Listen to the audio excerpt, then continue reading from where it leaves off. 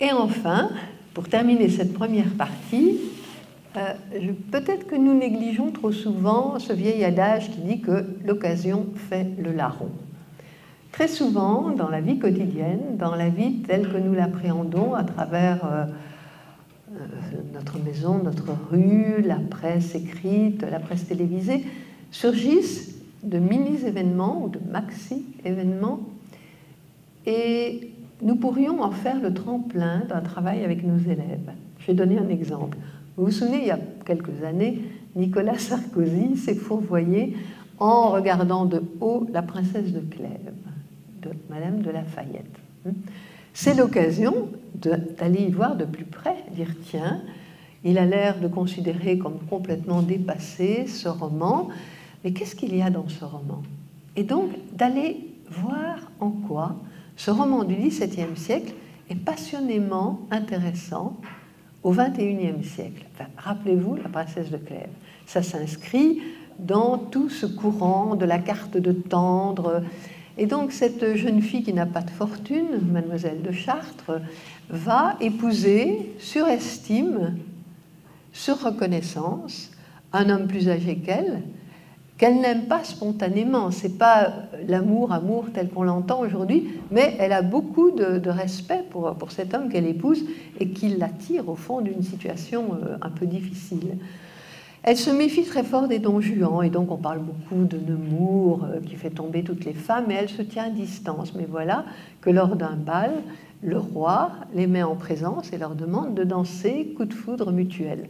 La princesse de Clèves, donc elle est devenue la femme du prince de Clèves, se rend compte qu'elle est très attirée par cet homme, et donc la seule façon, c'est de fuir, c'est de quitter la cour. Elle obtient de son mari de pouvoir quitter la cour, ce qui lui déplaît beaucoup, parce qu'un courtisan doit afficher sa femme auprès du roi.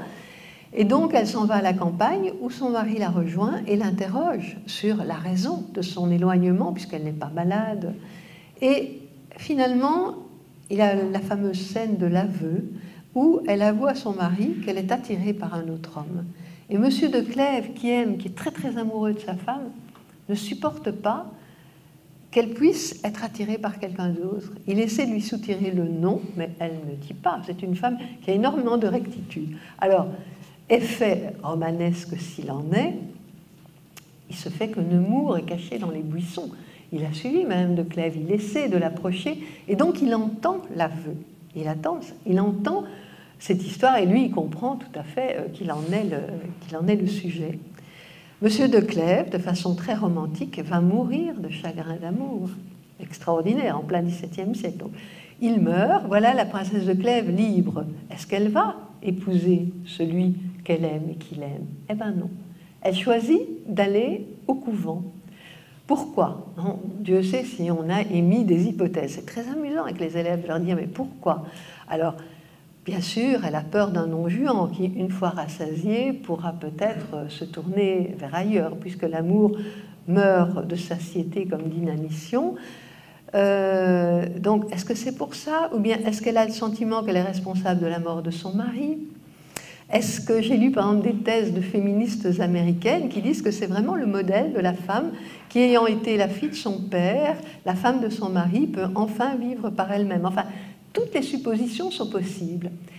Et un des problèmes que pose ce roman, c'est qu'il y a des épisodes annexes. Vous vous rappelez, il y a 4 histoires différentes dont on se dit, tiens, qu'est-ce que ça vient faire? Pas du tout. C'est relié, ce sont des récits faits par les uns et les autres d'histoires d'amour qui ont mal tourné. Et donc, c'est une façon de mettre Madame de Clèves en garde contre les dérives amoureuses. Moi, je crois qu'un livre comme celui-là, c'est un livre super intéressant à étudier avec les élèves. Donc, un livre classique, XVIIe siècle, qui permet de réfléchir, tiens, aujourd'hui, comment est-ce que ça se passerait, cette histoire-là? La carte de Tendre, dans quelle discothèque plutôt que dans le bar, dans le bal du roi? Est-ce qu'elle irait au couvent? Non, aujourd'hui, elle irait plutôt, par exemple, s'engager dans un organisme humanitaire, dans un autre pays. Enfin, il y a moyen d'actualiser ce livre sans du tout oublier la qualité de cette élégante écriture du XVIIe siècle. Moi, je faisais étudier par cœur, par mes élèves de Réto, comme on disait encore à l'époque, de sixième, le premier paragraphe, par exemple, ou le dernier paragraphe d'un roman, pour avoir cette musique de la langue en soi. Bon, je prenais l'exemple de la princesse de Clèves, mais j'aurais pu prendre par exemple l'exemple de Thérèse d'Esquerroux. On vient de le mettre au cinéma, mais on l'avait mis bien avant. Franju l'avait mis au cinéma avec Emmanuel Riva dans le rôle de Thérèse. Je n'ai pas encore vu la nouvelle version de Miller, je compte bien la voir, mais c'est un roman passionnant vers lequel on va retourner grâce au cinéma. Et tout à coup, ce personnage d'une femme qui apparemment tue son mari, alors que dans la réalité, on voit que c'est venu insensiblement. Elle a voulu faire des expériences, elle se demandait s'il aurait un malaise au bout de 5 gouttes ou de 10 gouttes d'un médicament pour le cœur. Enfin, un espèce de mouvement lié à la chaleur, aux incendies dans les Landes. Aujourd'hui, les faits divers sont multiples de femmes qui tuent leur mari ou de maris qui tuent leur femme ou de mères qui tuent leurs enfants. Ça paraît vraiment une histoire de monstre. Et puis, grâce à Mauriac, grâce à ce style d'une élégance extraordinaire, je leur faisais aussi étudier par cœur certains paragraphes, on approche une langue d'une qualité étonnante. Par exemple, lorsque Thérèse, quittant le palais de justice où on a déclaré que c'était un non-lieu, on n'a pas pu prouver qu'elle avait assassiné, qu'elle avait empoisonné, ou tout au moins voulu empoisonner son mari, elle monte dans la voiture qui va la ramener au fin fond d'Argelouse où elle va purger sa peine en quelque sorte puisqu'elle va être cloîtrée par sa famille. Et qu'est-ce que Mauriac écrit? Il écrit « Cette odeur de cuir moisi des vieilles voitures, Thérèse l'aime ». Donc, il donne d'abord la sensation olfactive, cette odeur de cuir moisi des vieilles voitures, puis seulement l'héroïne Thérèse. Et puis, étonnamment, l'aime. Donc, il y a cette espèce d'imprégnation de la personne par le lieu provisoire, puisque c'est une voiture, mais c'est très très significatif. Et donc, on peut approcher le style de Mauriac à travers l'histoire d'une personnalité complexe, mais tellement proche de femmes de la réalité aujourd'hui. Moi, je crois vraiment que l'occasion fait le larron. Je suis allée tout récemment voir la magnifique exposition qui se tient actuellement aux Beaux-Arts de Bruxelles, autour des vies silencieuses de Morandi. Morandi, c'est ce peintre italien du XXe siècle qui a beaucoup peint des bouteilles, des flacons, des tasses, mais aussi des paysages, dans des tons amortis, neutres. C'est pas du tout une peinture bling-bling, hein, c'est pas du tout une peinture complaisante. Au contraire, on entre dans une sorte de cercle d'intériorité, des vies silencieuses, hein, non pas des natures mortes. Eh bien, je suis retournée alors à un très beau livre du poète Philippe Jacotet, qui a écrit Le bol du pèlerin, et qui est une façon, non pas d'expliquer la peinture de Morandi, mais de l'approcher.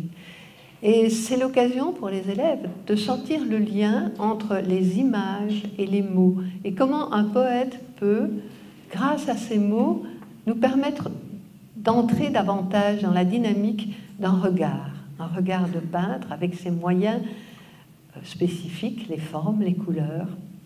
Enfin, je pourrais donner mille et un exemples. Tout à l'heure, dans la conférence plénière, il a été fait allusion aux exercices de style de Raymond Queneau. Je pensais vous en parler, mais puisque ça a été fait, je ne vais pas marcher sur les brisés.